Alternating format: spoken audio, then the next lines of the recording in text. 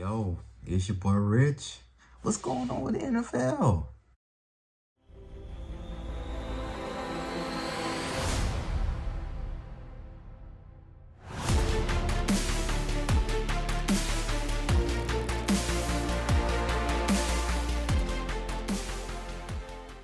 What's going on? Like this is insane, man. Like this is bizarro.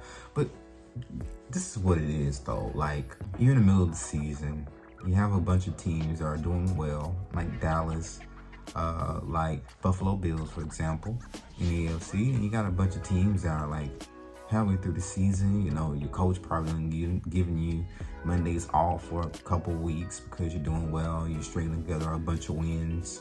You're feeling good. You don't really have an edge right now because you just built up so much momentum and you're the favorite every week.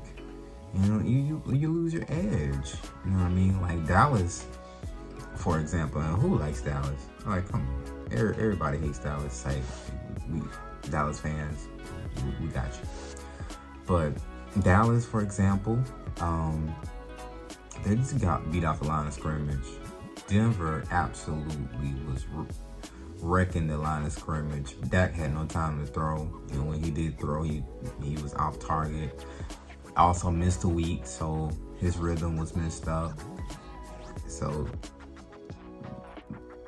Denver just absolutely ransacked them. And give it up for Teddy B. He played well, man. Teddy B played very well. He took advantage of the holes in coverage, and he made big plays down the field. And you got to give it up to Teddy B. He played one of his better games this season. He's had some good games this season, but he played really well. And Denver just got up on Dallas really quick. It was 13-0, 16-0. And Mike McCarthy feels like, all right, we got to jumpstart the offense. We got to jumpstart our team. Let's go for it on fourth down, 4th and 1, 4th and short, 3rd and 1. And like I said, Denver got penetration, too much activity on the Denver front. You ain't go nowhere. And but that's the Dallas and Denver game, right? There's other games too. Like what happened to Buffalo? 6 points, bro. 6 points against one of the worst teams in the NFL. Like Josh Allen on the defense of Jacksonville, he had him a career day. And I think he's a stud, man.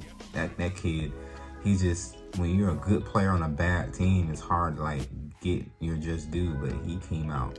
He really came out. He's really disruptive on Jacksonville. He's definitely a piece they can build with. But it's one of those Sundays, man. New York Giants beat the Raiders. The Raiders went from leading their division to now looking up at the Chargers. Just like that, man. Midway through the season, it's some crazy things going on. But let's talk about last night's game since it's kind of fresh. If you're a Chicago fan, I don't know how you should feel. Like, should you be upset that your team didn't play particularly well in the first half? But I mean, God, the referee. There are so many bad calls in this game, and to only lose by a point. And I would say there's about 5 or 6 bad calls. Either no calls, like, your boy Justin Fields didn't get a call for roughing the passer. Then the bad celebration or taunting call. That was awful, man. Like, come on, bro. Like, that was probably the worst taunting call ever. And it gave Steelers the first down they needed to go down and get a field goal. And that's really that. Without that field goal, you're looking at potentially Pittsburgh at the end of the game having to score a touchdown. And Chicago fans, if I'm a Chicago fan, I really don't know how to feel, because on one hand, my young quarterback balled out, particularly in the second half. Like Justin Fields was winging that thing, man, and he was hitting guys. He hit Allen Robinson on that route, man, and I was like, that's a big time throw. That's a big time throw. He threw the ball down the field about 30 yards. And he aimed it right at the sideline. Allen Robinson ran a good route, gave himself enough space and the quarterback enough space to throw that ball and have kind of a target to throw to where Allen Robinson can go get it, catch it on the sideline, get out of bounds, and he caught it, man. And, you know, Justin Fields was making big throws all night long. And he didn't have really no protection. He didn't have a defense, particularly in the second half. It's like, and that's the thing, like when you're a young quarterback, to win games as a young quarterback and you make plays, you gotta have everything else working.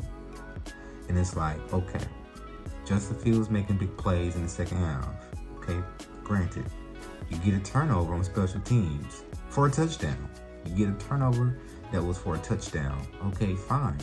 You know, you get plays to where you could have won this ball game, and then you had bad calls from the refs. The defense, the coverage in particular, you let Justin Fields down. Like, Justin Fields goes down, he throws a touchdown, and this is insane. He literally put this team on his back and get him down, get a touchdown. You have 1:46 seconds left on the clock. The defense, geez, and granted, you know, with Big Ben, despite what people may think or feel about Big Ben this year, he's still a quality quarterback. He's still an experienced NFL quarterback. And you only need a field goal to win the ball game. But dang, like Chicago, Deontay Johnson was running free. He just ran a little crossing route across the face of the defender. And one of the safeties, I guess, was like, he was stuck between, do I cover my assignment? Do I pick this guy up that's running free across the middle of the field? Johnson is just running booty butt naked across the middle of the field. He's wide open. Like, the defense let this young kid down. And when you're a young kid, when you're Justin Fields, when you've having a, you know, kind of a up and down season, you're making the plays that you're making the plays, I should say, you're making the plays that you're afforded to make when the offensive line is blocking and everyone's catching and the offense is rolling. The kid's making plays. But then you have to depend on your defense to keep the other team from scoring. Defense let them down. Offsides, penalties. Like, I know Robert Quinn had like 2 or 3, 4 offside penalties. He's a veteran. This is a veteran. This is one of the old heads on the team. And he's offsides. And one of those offsides actually, you know, gave him a first down when, you know, they're driving up the field. Those are the plays that your veterans are making.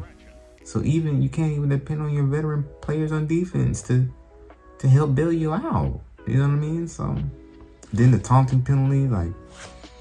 But let me get on Pittsburgh, because I've said enough about Chicago.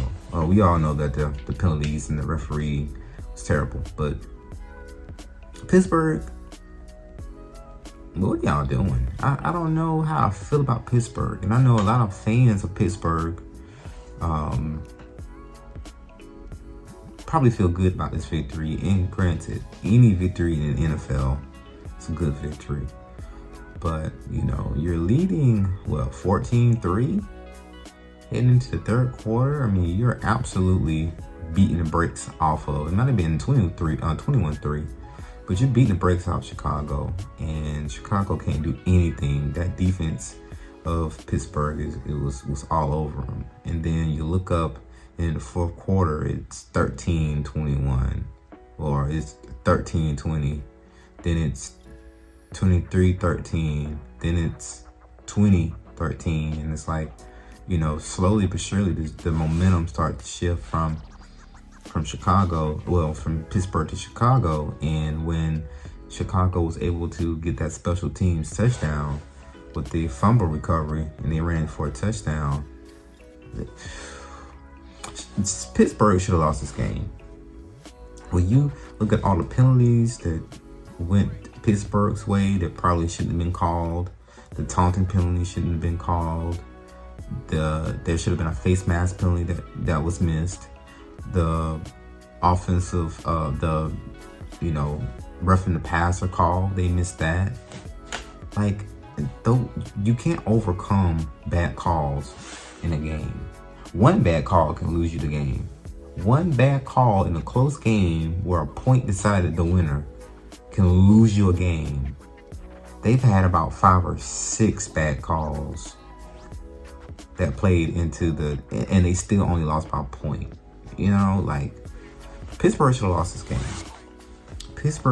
this game. I think overall, Pittsburgh, they got some work to do. I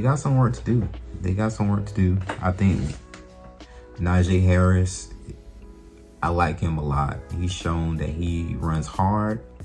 He runs hard through the first contact.